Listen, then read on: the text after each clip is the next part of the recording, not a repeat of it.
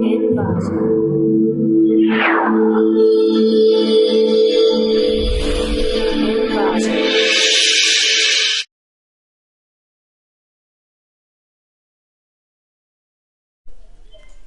to clickmyproject.com. This project will lead us to semantics-based automated service discovery.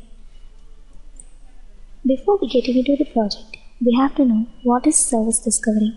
Service discovery allows automatic detection of services offered by the devices on a computer network. Service discovery requires a common language to allow software agents to make use of one another's services without the need for continuous user intervention. In our project, we are going to use WSDL repository as an input to provide services. Semantic Web enables the users to find, share, and combine information easily. To address the issue of web service discovery, given non-explicit service description semantics that match a specific service request, our approach to semantic-based web service discovery involves semantic-based service categorization and service enhancement. We propose a solution for achieving functional level service categorization based on an ontology framework. We utilize clustering to provide better results to the users by discovering web services from different clusters of the same category. Now we'll see the flow of our program. We take WSDL dataset as an input. This WSDL dataset contains 6 types of WSDL services.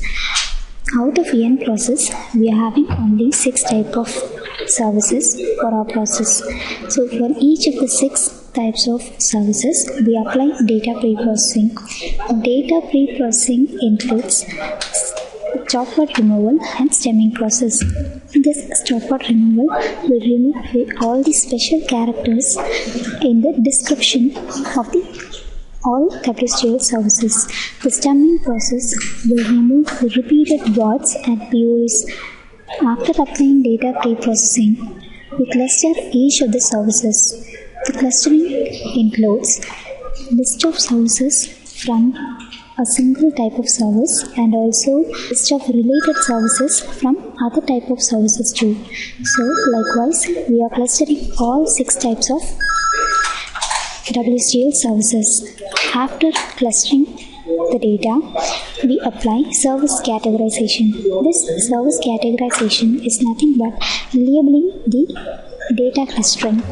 This includes what is the actual type of service for that particular WSDL file and what is the cluster name for the WSDL file. This is called service categorization.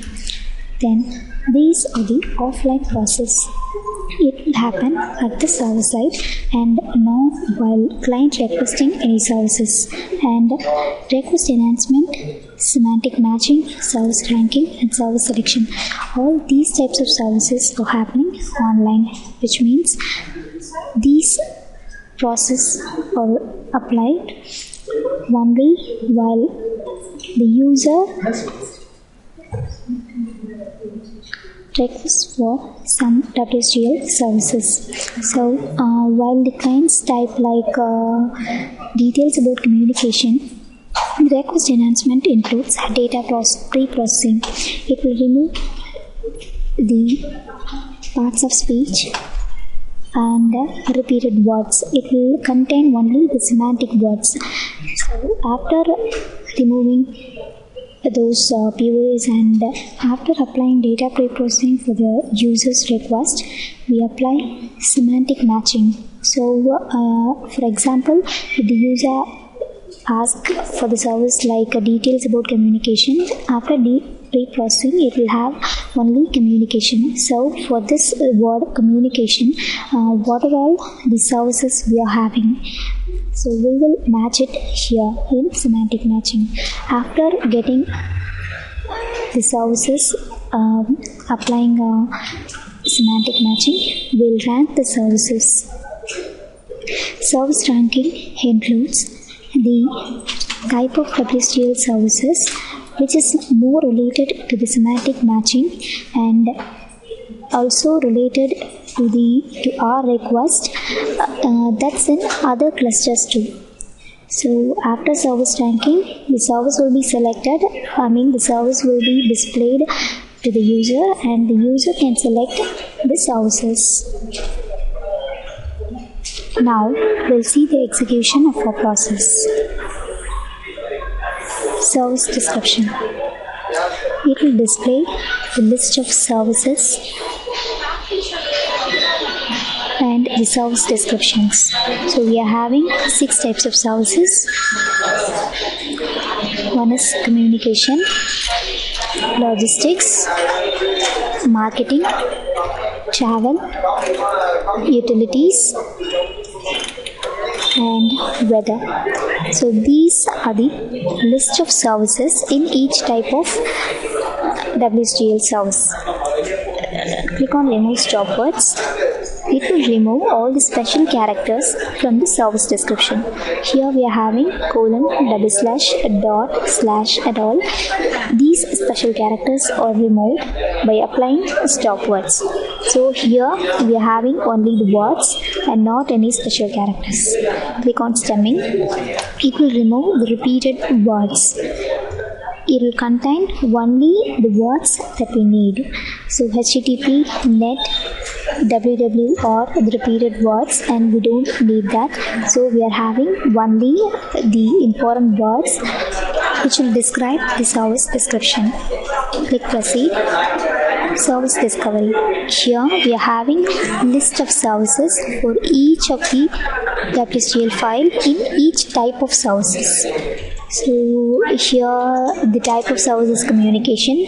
In this type we are having 13 WSDL files, and for each of the WSDL file we are calculating the total number of services provided by this WSDL file.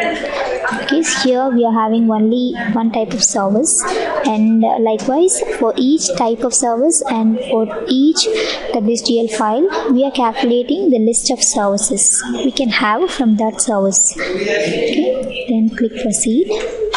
Service vector. It will define the output of the WSDL file. So by using any particular WSDL file from any category, what the output we can have, it will display that output.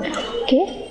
In weather type, this particular file will return the weather for a given US postal code. So here we applied data pre-processing for these descriptions too. Okay. So here we can see like we are having a get 5-day weather report for a given zip code. So here we don't have these types of words. That is parts of speech is removed here. And click next. Cluster. Here we are clustering. We are forming a cluster for each type of service.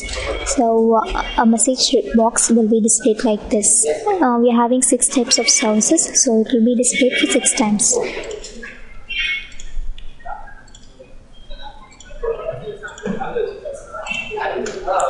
Once the cluster is formed for all types of services, we will have a message like this: cluster formed. Click OK and click show.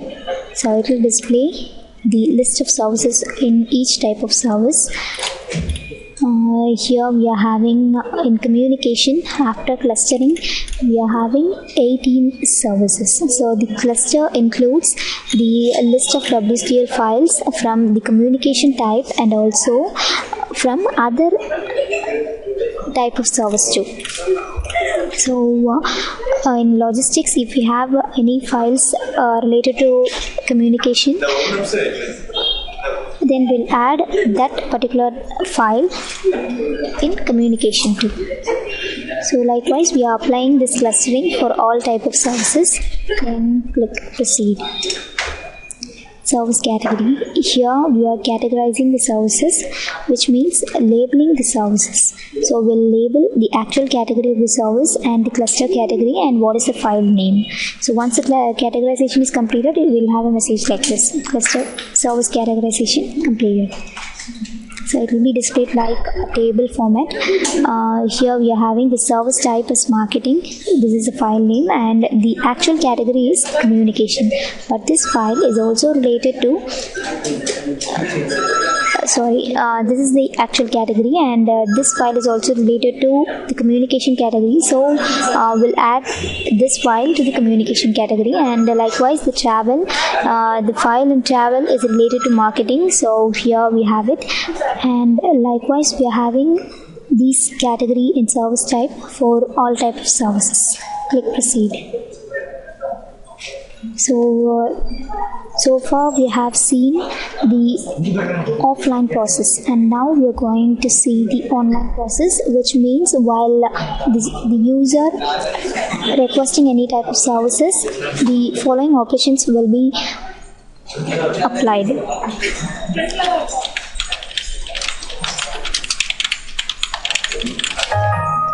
So we are going to search for a service in the type of communication. Click search. So we are going to apply request enhancement, which is data pre-processing for the given request. Click pre-processing. Here we are having only the word communication. Click similarity matching. So it will display the list of services which matches for the word communication. So for the type communication, we are having this list of services. Click service refinement. In service refinement, we'll have what are all the topmost services we can have at the topmost service. Others will be displayed sequentially. Click service refinement, and here we are having list of services and the order. It changes the order, and click proceed. So click admin. We can have this type of services, and the user can know about what are all the inputs and outputs and how it can be proceeded. On clicking each of the services, we can have the service description like this.